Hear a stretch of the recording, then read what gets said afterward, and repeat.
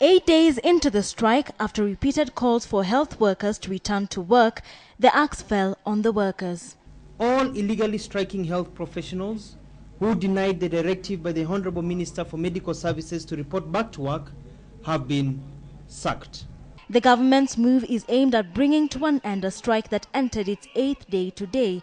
It has been marked by confusion as different unions gave conflicting statements and workers appeared torn between returning to work and continuing with the strike. The confusion started 4 days into the nurses and medical workers strike when the government seemed to have reached a deal with the health workers. I want to urge all our members to resume their duties as from tomorrow, and they give the dialogue a chance. We are promising that we are not going to let them down. But when Kenyans awoke the next day, nurses and other medical workers were still missing from health facilities. Public hospitals ground to a halt as health workers pressed on with the strike despite the agreement. On the surface, the officials of Kenya Health Professional Society and the Union of Kenya Civil Servants appearing to speak in one voice as they called on their members to resume their duties. But the 16 unions under the umbrella of the Kenya Health Professional Society were divided over whether or not to return to work, and therein lay the problem. There were rivalry within the health profession, because on the same Monday you heard that there's another thing called the Nurses Union, which we'd never met or heard of.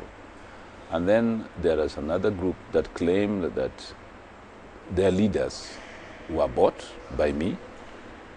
It was the Union of Kenya Civil Servants which called off the health workers' strike. This even as the industrial court declared the strike illegal.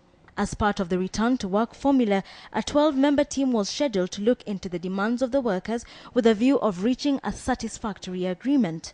But the nurses said nothing tangible had been offered and continued to dig in their heels.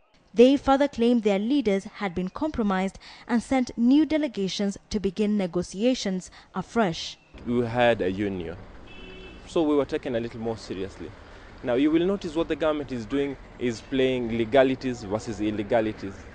And we are not saying this is not a legal versus a non-legal issue. This is now a human rights issue. And as the confusion and general reluctance by a section of workers to return persisted, the Minister for Medical Services carried out his threat. 25,000 nurses and health workers will now have to reapply for their positions. We recruit people who have retired.